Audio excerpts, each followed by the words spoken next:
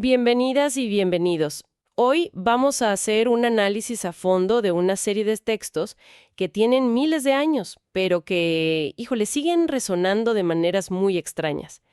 Las fuentes que tenemos son pasajes del libro del Éxodo, de la sección conocida como Parashat Mishpatim, y esto lo vamos a acompañar con los comentarios de un sabio medieval famosísimo, Rashi. Nuestra misión, digamos, es pues meternos en estas leyes, que parecen súper específicas, a ver si encontramos los grandes principios que las sostienen. A ver qué hay aquí adentro. Y eso es lo fascinante, ¿no? Que no es un simple código legal como el que uno imaginaría hoy. Digo, son leyes sobre bueyes perdidos, ropa empeñada, cosas así. Pero si las miras de cerca, te das cuenta de que son una especie de, no sé, de gimnasio ético. Un gimnasio ético, me encanta esa idea. Sí, cada ley está diseñada para entrenar una forma de pensar, de sentir, para construir una sociedad desde cero. No se trata solo de obedecer, sino de entender la psicología detrás. Exacto. Bueno, empecemos con una que parece muy sencilla, pero que es increíblemente humana. Habla de qué hacer si alguien te da su ropa como garantía de un préstamo. El texto dice que tienes que devolvérsela al atardecer, y la razón que da es muy conmovedora. Es su único ropaje. ¿En qué se acostará? Y cierra con una frase que de verdad impone. Cuando él clame a mí, lo oiré. Porque yo soy piadoso. Es una imagen potentísima. Pero lo interesante es cómo comentaristas como Rashi no se quedan solo en la emoción. Le meten un bisturí legal, por así decirlo. A ver. Rashi explica que este versículo se refiere específicamente a una prenda de día, ¿Cómo sabe eso? porque lo contrasta con otra ley en otro libro, que habla de las prendas de noche. O sea, los sabios se dieron cuenta de que había dos leyes parecidas, y se preguntaron, ¿por qué?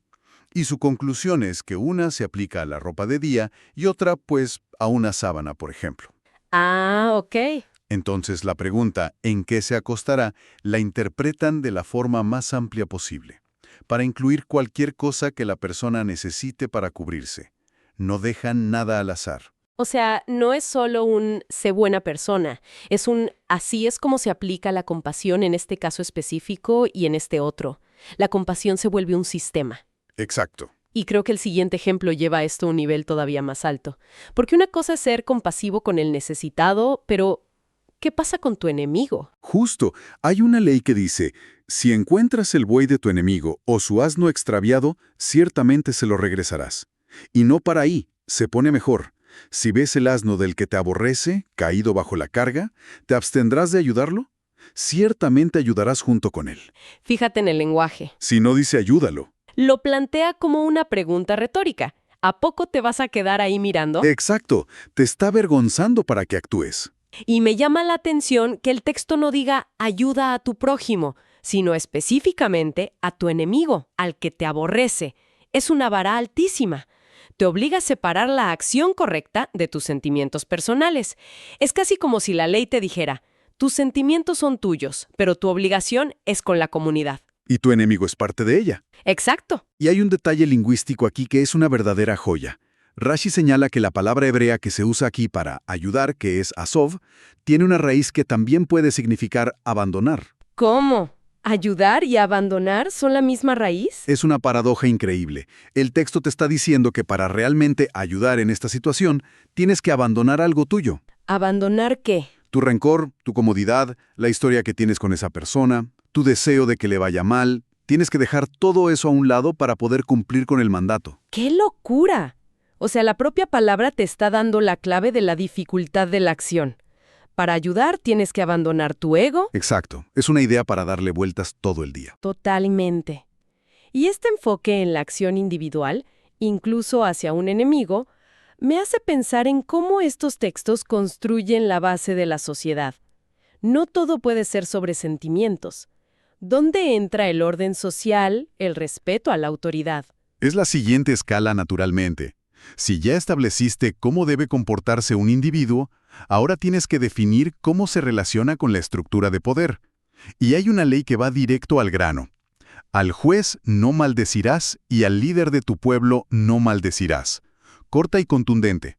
A primera vista suena bastante estándar, ¿no? respetar a las autoridades.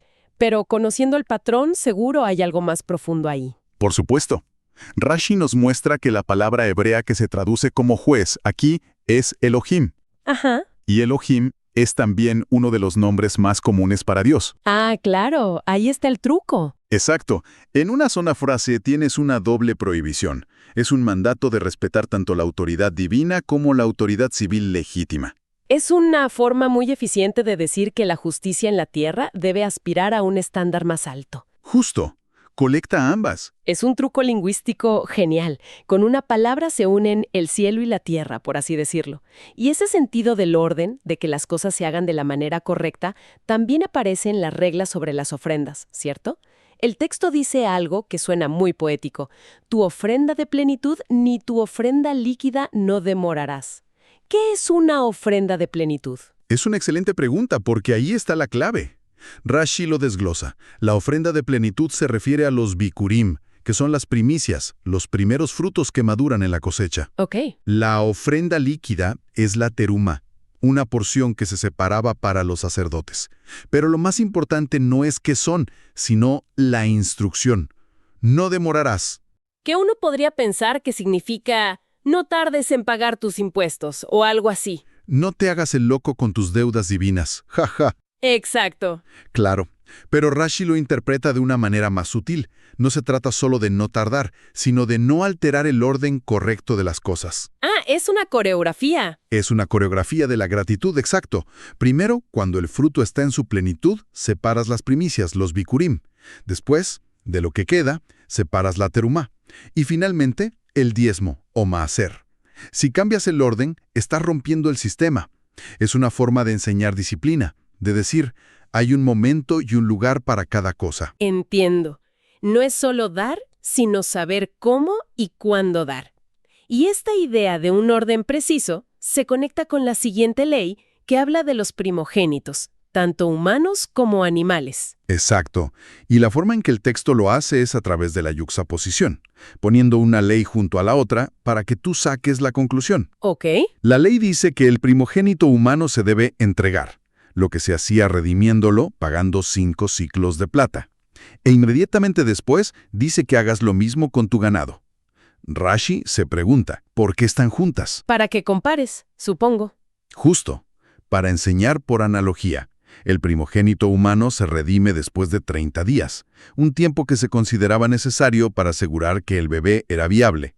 Al poner la ley del ganado al lado, el texto te está enseñando, sin decirlo explícitamente, que al primogénito del ganado también debes cuidarlo un tiempo. Claro, antes de entregarlo como ofrenda. Exactamente. Establece un paralelo que eleva el trato al animal. Te obliga a conectar los puntos entre el valor de una vida humana y la responsabilidad sobre una vida animal. Y toda esta red de compasión, orden y responsabilidad parece que apunta a un objetivo final, a crear un cierto tipo de identidad. De hecho, el texto lo dice, gente de santidad serán para mí. Y esto me lleva a una de las leyes más famosas y quizás más extrañas. ¿Qué hacer con la comida? Sí, la ley de carne de animal lesionado en el campo no comerán. Al perro la echarán. Esta es la base de lo que se llama trefá, comida no apta para el consumo. Ok. Y de nuevo, cada palabra es analizada. Rashi señala que la frase «en el campo» no significa que la ley solo aplique ahí. Simplemente describe el escenario más común. El lugar donde un animal podría ser atacado por un depredador. Eso. Pero la ley aplica en todos lados. En tu casa, en la ciudad, donde sea. Ok. La parte de no la comerán tiene una lógica de pureza ritual, de santidad. Eso lo entiendo. Pero la instrucción de dársela al perro se siente extrañamente específica. ¿Por qué añadir ese detalle? No basta con no la coman. Rashi ofrece 2 explicaciones, y la primera es casi una anécdota. Es muy bonita. Dice que es una recompensa para los perros. ¿Una recompensa? ¿Por qué? Porque durante la salida de Egipto, cuando los israelitas escapaban de noche, la Biblia dice que ningún perro les ladró. Entonces, esto es como un pago por ese servicio. No puede ser. Sí, es una forma muy poética de decir que ningún acto de bondad, ni siquiera el silencio de un animal en el momento justo, se olvida o queda sin recompensa. Eso es increíble. Es como tejer la historia nacional en las leyes más mundanas de la cocina. ¿Y la segunda explicación? La segunda es, bueno, es mucho más dura y teológicamente compleja. Es una de esas afirmaciones que nos resultan chocantes hoy en día. A ver. Rashi dice que se le da la carne al perro porque el perro es más honorable que un idólatra. ¡Wow! Híjole. Esa es una afirmación muy, muy fuerte.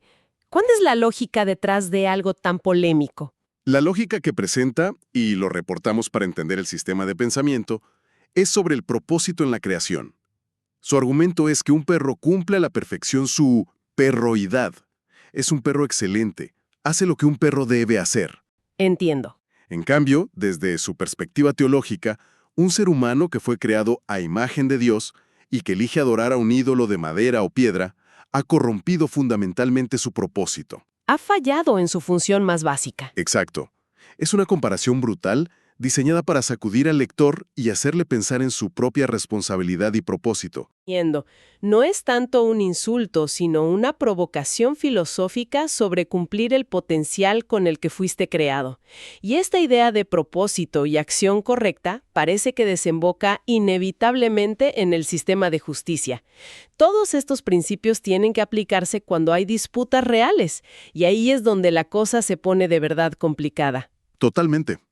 Y el bloque de leyes sobre justicia empieza con algo que podría estar en un manual de redes sociales de hoy. Jaja, ¿cuál?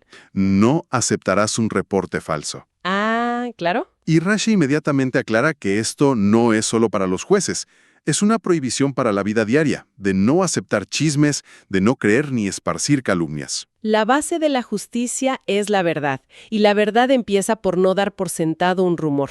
La primera regla, no creas en chismes. Así de simple y así de complicado. Y luego viene el versículo central, uno que ha sido debatido por siglos. No irás en pos de la mayoría para hacer mal, y no respondrás sobre un litigio cediendo a la mayoría para pervertir el juicio. Este es uno de los pesos pesados de la ética política y legal. Totalmente. Y lo fascinante es que Rashi no nos da una sola respuesta. Nos presenta 3 interpretaciones distintas. Lo cual nos enseña que el texto es tan rico que puede ser leído de múltiples maneras. Exacto, todas válidas dentro de la tradición. A ver, vamos una por una. ¿Cuál es la primera? La primera es la de los sabios del Talmud, y es muy técnica. La aplican a los tribunales que juzgaban casos de pena capital. Para ellos, no seguir a la mayoría para hacer mal significa que para condenar a muerte a una persona, se necesita una mayoría de al menos 2 jueces. Ok.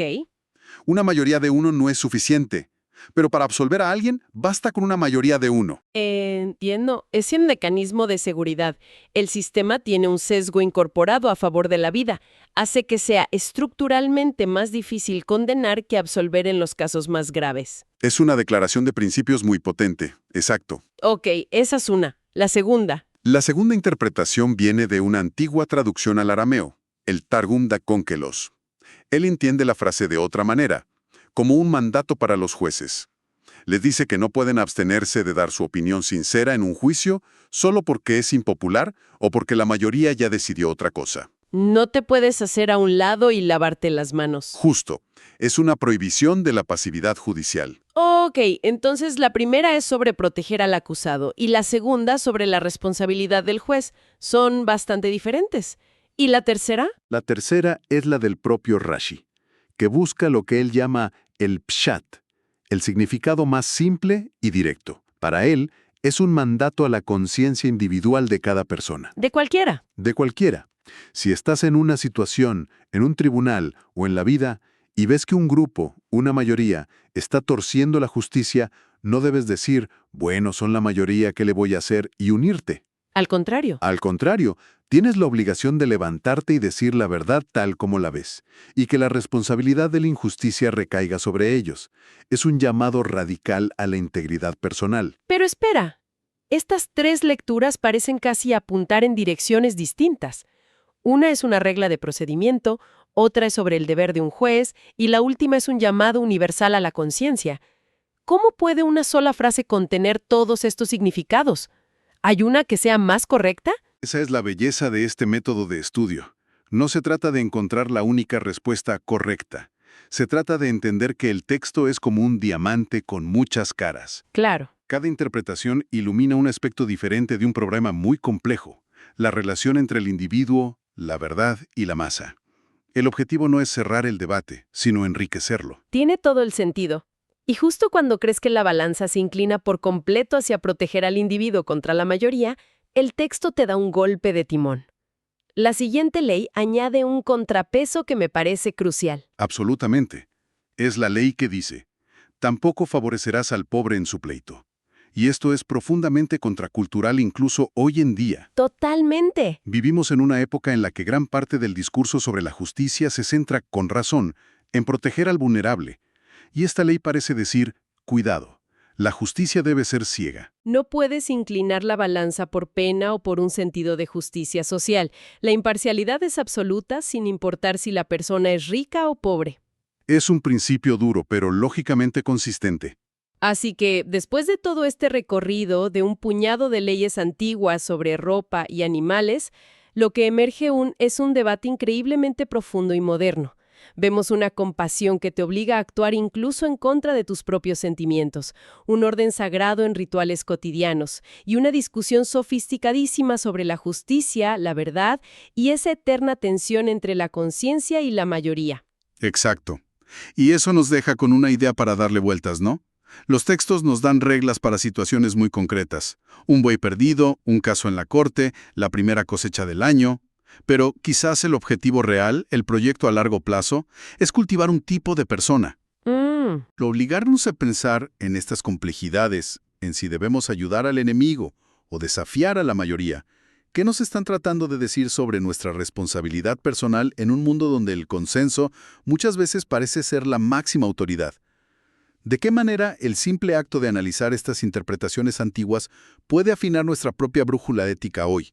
Sobre todo en esos momentos incómodos en que nuestra opinión choca de frente con la de todos los demás.